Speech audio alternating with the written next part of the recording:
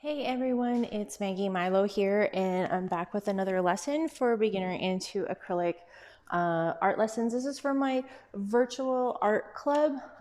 This is something I just started in the last couple of days, so if you're just joining in, you haven't really missed anything. I just have a few videos if you want to catch up. There's a little introduction video as to how we run the class, as well as to any information you can find. I want to remind you guys that these are free classes that I am offering, using this as a resource for, especially for teenagers, especially with the COVID thing that's going on, and so that they can use this as a resource for art education. So because they are free, I am asking for donations. You can feel free to make donations in any denomination you like. What I'm using the funds for is to buy any supplies for classes that I have coming up, as well as, just everyday life. Right now things are really tight. I'm not going to get into the details of it all, but let's just say it is COVID 2020 right now. So anyway, so donations can be made via e-transfer, or you can even email me, as well as PayPal. They're all done through Maggie Mylow at hotmail.com. So that's MAGGIEMYLOW.com at hotmail.com. So it's exactly like that without the S, all one word. So I just wanted to kind of show you where I'm at in the book, just really briefly. We're not going to get into this too much. So we talked briefly about the supplies. So these are kind of my updated notes for right now. You can see I did some color swatches in here. I'm going to leave this page blank for right now. So now we are going to move on. And before I get going, just wanted to say that there is a Facebook group that I started. That's just so you can get a little bit more hands-on information if you want a little bit more guidance and one-on-one hands-on help. I can help you over in this Facebook group, and it's a good support system for everybody right now. So we have 32 members in the group currently, and that's just been the last 3 days. So thank you all of you guys that have joined the group. I appreciate you joining in, and I really look forward to everybody's work that they come up with.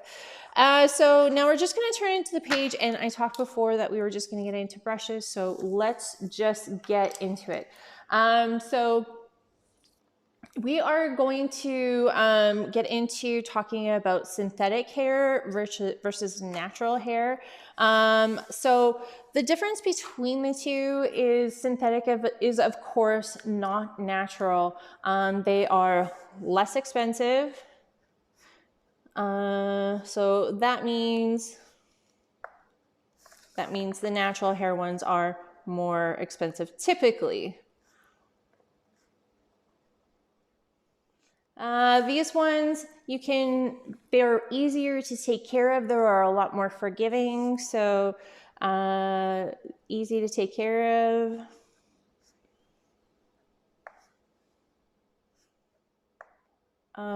And so they're a little bit more forgiving for beginners. So we can put in here perfect.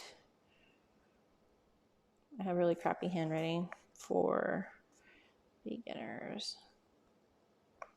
Okay, these ones, they are usually a lot softer. They are a little bit harder to take care of, so you have to be a little bit fussier with them.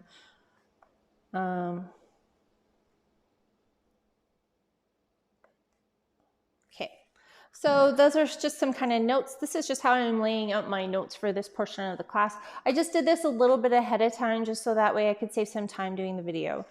So you can lay out your notes however you wanted to. So I'm going to talk about some recommended brands for just a minute here. I just got to turn my textbook over so I can see which ones I recommended. So the ones that I use, and I have used these ones for years, these are the Verona White Talcon. I think that's how you say it. They are really good brushes. They're fairly inexpensive.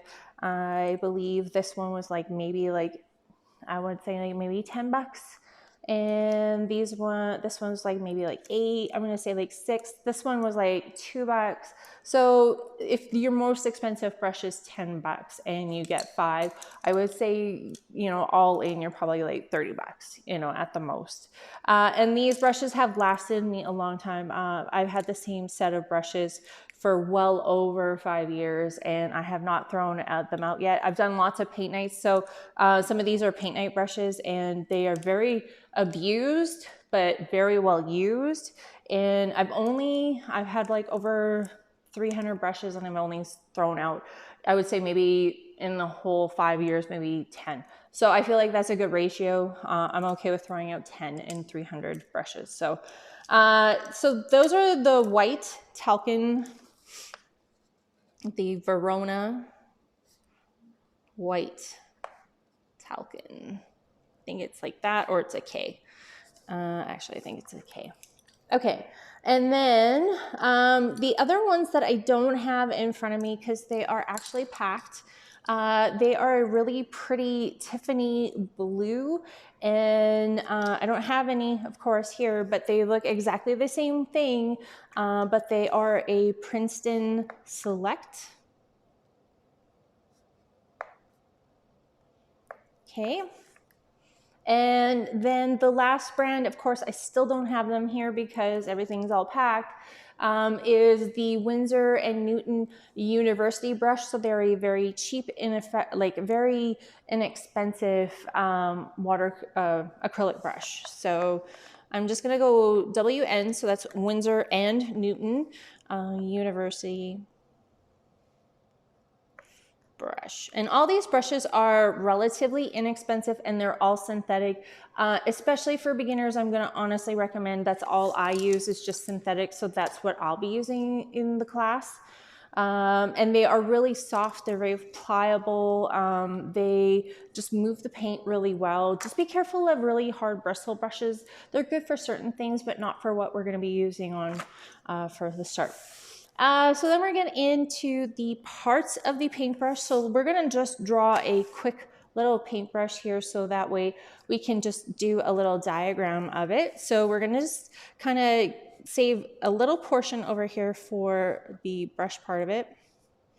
So you're just going to draw a little handle like that. And I'm just looking at one for reference. So we're just going to give them a couple crimp lines right here.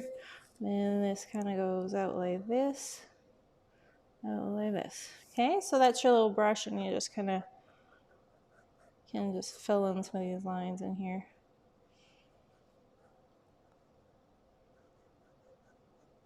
Okay, and then just give them a handle. Boom. There's a bump in here, so my handle's not going to be straight, but that's okay. Okay, so then we have our little, there's a little ferrule right in here. Okay. All right, so now we have our paintbrush. So now we're just going to list what all the parts of it are. So just in case you hear me say it, you at least know what I'm referring to. We're not going to go into great detail. So this, of course, boom and boom, this is the handle. I feel like that goes without saying. This, there's like a little, I'm going to show you on here. This is the handle right here. There's these two little bumps right here. That is called, oh, let me focus it. That is called the ferrule. So there we go. So that is the ferrule. That is where it crimps from the wood into the bristle part in here. So just to hold the ferrule to the wood piece. Thank you. Okay, so this is called the crimp. Now this metal piece is called the ferrule, and this holds the bristles over here, and this holds the handle over here, and then the ferrule connects the two pieces. Okay, so we have this piece here. Ferrule is F-E-R-R-U-L-E.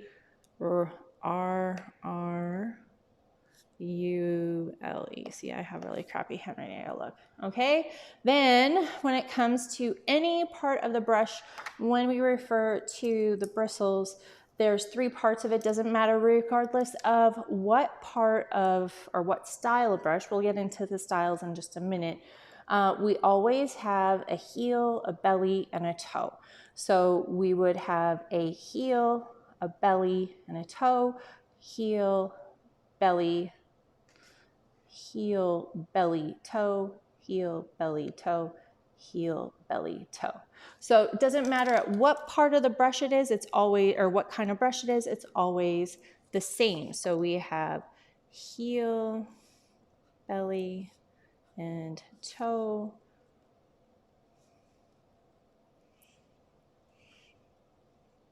Okay, so that is our diagram of a paintbrush.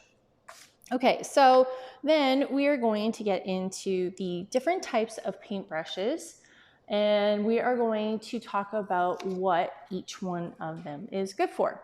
So I just have my little notes over here so I can see what make sure I talk about everything.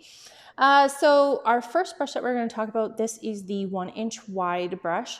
This is really good for doing a lot of bigger areas like big backgrounds, or for like big base coats. We'll talk about that, what a base coat is later on. And that will be just to really lay down a big area in a base coat so that we can work on top of it. We can also use this brush for laying in some nice big areas of land, you know, like mountains, you know, for bigger areas. So that's basically any brush can be used for different things and any rule can be broken. Just think of the brush has to work for the size of area that you're working in. Okay, so that is the 1-inch wide brush. So we have him good for backgrounds. Base coats for large areas.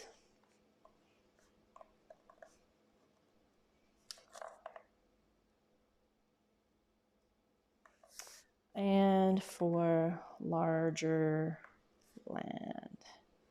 Okay.